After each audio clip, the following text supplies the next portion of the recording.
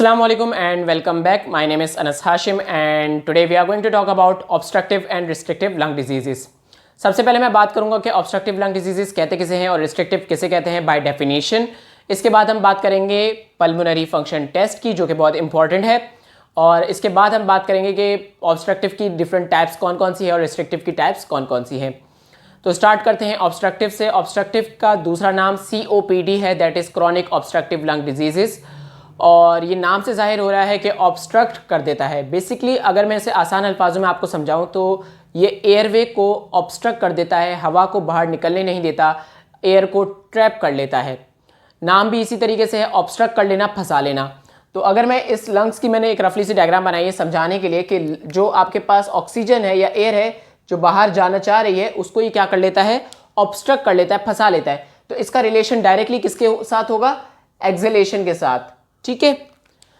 On the other side हमारे पास है restrictive lung disease. Restrict कहते हैं रोक देने को, और ये होता भी यही है कि ये एयर को अंदर जाने से रोक देती है. तो इसका ताल्लुक होगा किसके साथ, एयर के अंदर जाने से. तो ये किस में आएगा, इनहेलेशन में. ठीक है. पहले तो आपको ये दो बातें याद रखनी है. नेक्स्ट थिंग इज के ऑब्स्ट्रक्टिव लंग डिजीज के मेन रिस्क फैक्टर्स क्या होते हैं, जिसमें स्मोकिंग नंबर 1 है, यानी कि स्मोकिंग की वजह से ऑब्स्ट्रक्टिव लंग डिजीजेस सबसे ज़्यादा पाया जाता है. साथ ही साथ इसमें डिफरेंट रिस्क फैक्टर्स हैं जो कि इसकी टाइप्स में आपको समझ आ जाएंगे, जिसके ऊपर मैं आगे जाके बात करूंगा अभी.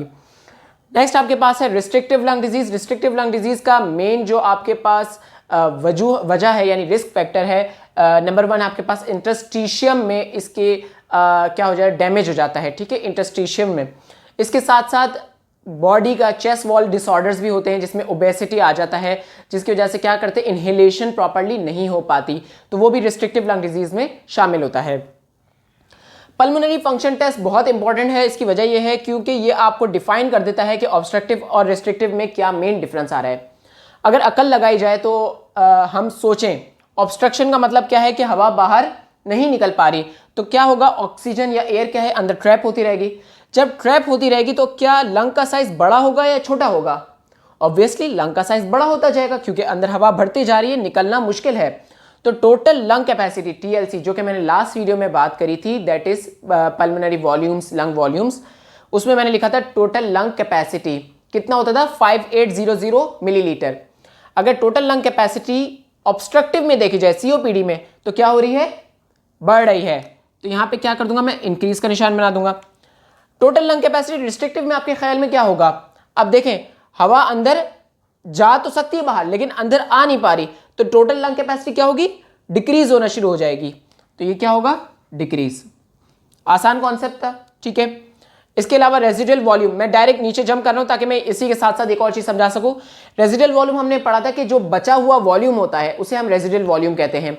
तो आपके ख्याल में अगर हवा बाहर नहीं निकल पा रही तो रेजिडुअल जो वॉल्यूम है क्या वो कम होगा या बढ़ जाएगा, ऑब्वियसली वो भी बढ़ना शुरू हो जाएगा.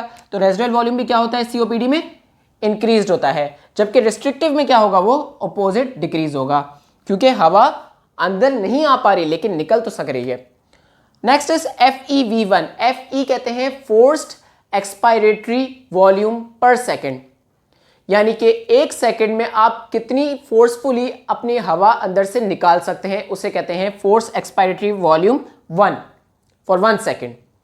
अब दिमाग लगाया जाए, अगर हम सोचें क्या यहां पे ऑब्स्ट्रक्शन थी, बिल्कुल ऑब्स्ट्रक्शन थी. अगर किसी जगह पे ऑब्स्ट्रक्शन लगा दें, कहीं अगर कंटेनर लगा देते हैं रास्तों में, तो क्या हमें रास्ते से उसी टाइम में हम पहुंचते हैं या लेट होता है हमें, जाहिर है हमें वहां अपने मंजिल तक पहुंचने में वक्त लगता है. तो हवा को बाहर निकलने में क्या आसानी होगी या मुश्किलात होंगी, जाहिर है मुश्किलात होंगी, टाइम ज़्यादा लगेगा. तो क्या FEV1 का जो FEV1 है क्या ऑब्स्ट्रक्टिव में सेम होगी या चेंज होगी, ऑब्वियसली चेंज होगी. क्या हवा टाइम ले रही थी निकलने में, हवा टाइम ले रही थी, तो एक सेकंड में प्रॉपर पूरी हवा निकलेगी, नहीं निकलेगी. क्या हो जाएगी, कम हो जाएगी, डिक्रीज हो जाएगी. यहां मैं डिक्रीज के साथ 2 एरोज बना रहा हूं, उसकी वजह यह है कि बहुत ज़्यादा डिक्रीज हो जाएगी और वो बात आपको नेक्स्ट में भी समझ आ जाएगा क्यों मैंने बहुत ज़्यादा बोला है.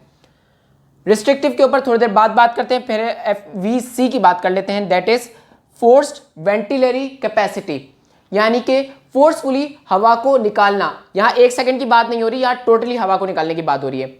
अब जरा सोचें, अगर ऑब्स्ट्रक्शन है और हवा निकालने में मुश्किलात हैं लेकिन एक टाइम बाद हवा तकरीबन 80 to 90% हवा तो निकल जाएगी। ऐसा है तो क्या FVC पे फर्क पड़ेगा? पड़ेगा, लेकिन बहुत ज्यादा फर्क नहीं पड़ेगा। हवा निकल जाएगी लेकिन स्लोली निकलेगी। तो इसमें भी डिक्रीज तो है, लेकिन मैं सिर्फ सिंगल एरो बनाऊंगा। ठीक है, ये थोड़ी डिक्रीज हो रही है, ये ज्यादा डिक्रीज हो रही है। अगर मैं इन दोनों का रेशो निकालूं, रेशो क्या है? FeV1 रेशो FVC, तो आपके ख्याल में इन दोनों का रेशो क्या कम आना चाहिए या ज्यादा आना चाहिए? ऑब्वियसली अगर किसी को मैथ्स आती हो तो उसको पता होगा, अगर ऊपर वाली वैल्यू कम हो जाए तो आंसर भी क्या होता है? छोटा होता है। तो यहां पे इसका जो रेशो है वो कम होगा।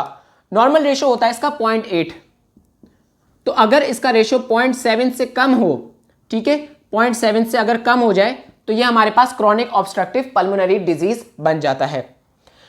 दूसरी तरफ आप रिस्ट्रिक्टिव की बात करते हैं। रिस्ट्रिक्टिव में हम FeV1 देखते हैं। अब देखिए, हवा अंदर नहीं जा पा रही थी, तो हवा बाहर निकलने में भी जाहिर, अगर कम हवा अंदर जा रही है तो बाहर निकलते हुए हवा भी क्या होगी? वो भी कम होगी। तो फोर्स वेंटिलरी कैपेसिटी की अगर पहले हम बात करें, ठीक है, क्या फोर्स वेंटिलरी कैपेसिटी कम होगी? जाहिर है कम हो जाएगी। अब देखें, मैं आसान अल्फाजों में समझाता हूं। अगर मैं अपने मुंह में एक घुट पानी रखूंगा तो मैं एक घुट निकालूंगा भी। अगर मैं अपने मुंह में 2 घुट पानी रख सकता हूं तो मैं 2 घुट निकालूंगा। वही वाली बात है कि अगर मैं हवा अंदर कम भेजूंगा तो हवा निकलेगी भी कम, तो FVC भी क्या हो गया? कम हो गया। ठीक है, क्योंकि ये रिस्ट्रिक्टिव डिजीज था, इसमें हवा बहुत कम गई थी, तो FVC का रेशो बहुत कम हो गया था। सही है। दूसरी चीज, FeV1 का रेशो पे कितना फर्क पड़ेगा? 1 सेकंड में निकालते हुए कितना फर्क पड़ेगा? क्या वो कम होगा? जाहिर है टोटल के मुकाबले में तो वो भी कम होगा, लेकिन क्या यहां निकालते हुए ऑब्स्ट्रक्शन है? कोई हवा को बाहर निकालते हुए कोई ऑब्स्ट्रक्शन है? नहीं है। वही बात हो गई, अगर मैं अपने मुंह में एक घुट पानी रखूं और मुझसे कहा जाए कि फौरन से अगर बाहर निकाल दो, तो मैं फौरन से निकाल दूंगा, मुझे मसला है ही नहीं, क्योंकि ऑब्स्ट्रक्शन नहीं है। इसी तरीके से हवा जितनी भी है मुझे 1 सेकंड में निकालने में मसला नहीं होगा। हाँ, अलबत्ता पहले के मुकाबले में थोड़ी कम हवा होगी, क्योंकि अंदर हवा कम जा रही है, तो इसका भी वैल्यू तो कम होगी, लेकिन FVC से के मुकाबले में कम होगी। ठीक है, अब अगर इन दोनों का रेशो अगर हम निकालें तो FeV1 कम हुई है, लेकिन FVC बहुत ज्यादा कम हुई है। तो अब मैथ्स का स्टूडेंट अगर होगा या कोई नॉर्मल भी जिसको मैथ्स की बेसिक्स पता हो, तो वो क्या कहेगा? FVC अगर ज्यादा कम हुई है तो रेशो क्या हो जाएगा? कम के बजाय बढ़ जाएगा। तो इसका रेशो हो जाता है 0.9 या इससे ज्यादा। और जब ये रेशो आएगा तो समझ जाए इंसान कि कौन सा डिजीज है?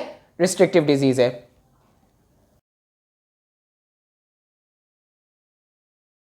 लास्टली बात करते हैं कि ऑब्स्ट्रक्टिव डिजीजेस और रिस्ट्रिक्टिव डिजीजेस की कौन सी मेन टाइप्स हैं, जिस पे हम बात करेंगे सेपरेट वीडियोस में, क्योंकि बहुत बड़े टॉपिक्स हैं और उसकी ट्रीटमेंट और मैनेजमेंट किस तरह की जाती है उस पर भी बात की जा सकती है।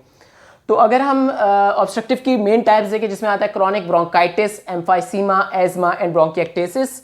नाम से भी जाहिर हो जाती हैं काफ़ी चीज़ें, मैं भी एक्सप्लेन तो नहीं करूँगा इतना डीपली, लेकिन मैं कुछ बातें समझा दूँ। क्रॉनिक कहते हैं for a longer time, and bronchitis यानी कि ब्रोंकस की इन्फ्लेमेशन। इसमें बेसिकली आपके पास म्यूकस ग्लैंड्स जो होती हैं उनकी इन्फ्लेमेशन हो जाती है, जिसकी वजह से बहुत सारा म्यूकस बनता है, और इसे तभी कहते हैं हम कफ विथ प्रोडक्टिव म्यूकस। इसी तरीके से हमारे पास एम्फाइसीमा है, एज्मा एटोपी ऑफ एज्मा हमने पढ़ा है, जिसके अंदर एलर्जिक रिएक्शंस हो जाते हैं, लेकिन ये रिवर्सिबल होता है। 1, 2, 3 ये 3 जो आपके पास है ये इरिवर्सिबल ऑब्स्ट्रक्शन ऑफ एयरवे है, लेकिन एज्मा जो है वो रिवर्सिबल है, यानी कि ये ठीक हो सकता है।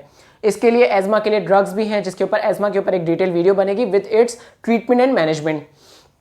On the other side I have restrictive diseases के टाइप, जिसमें है इडियोपैथिक पल्मोनरी फाइब्रोसिस। ये भी नाम से जाहिर हो रहा है, इडियोपैथिक यानी कि विदाउट एनी रीजन इसमें पैथोजेनेसिस हो रही है। पल्मोनरी लंग की फाइब्रोसिस हो जाती है। वही मैंने इंटरस्टिशियम वाली बताई थी, इंटरस्टिशियल सेल्स जो होते हैं और इंटरस्टिशियम में जो है वो डैमेज हो जाता है, जो कि अगर स्कारिंग हो जाए जिसमें फाइब्रोसिस हो जाए तो उसे इडियोपैथिक पल्मोनरी फाइब्रोसिस कहते हैं। साथ में न्यूमोकोनियोसिस है, जो ऑक्यूपेशनल की वजह से होता है, यानी कि अगर कोई शख्स कोल वर्कर है, ठीक है, माइन वर्कर है, या अगर वो एक कार्बन की फैक्ट्री में अगर कोई काम कर रहा है, तो जिसकी वजह से इनहेलेशन या एस्पायरेशन हो जाती है, फिर जो डैमेज होता है लंग्स में, तो उसको हम न्यूमोकोनियोसिस में कहते हैं, यानी कि ऑक्यूपेशनल की वजह से जो डैमेज होता है। साथ में सार्कोइडोसिस है, hyper sensitivity pneumonitis, hyper sensitivity reaction हमने पढ़े थे, इसमें हाइपर सेंसिटिविटी रिएक्शन 3 और हाइपर सेंसिटिविटी रिएक्शन 4 होता है। तो that's all about obstructive and restrictive lung diseases. जो मेन डिफरेंस थे वो मैंने आपको समझा दिए। अब इनकी एक एक टाइप पे इंशाल्लाह अलग अलग वीडियो बनेगी, इनकी ट्रीटमेंट और मैनेजमेंट पे भी बात करेंगे।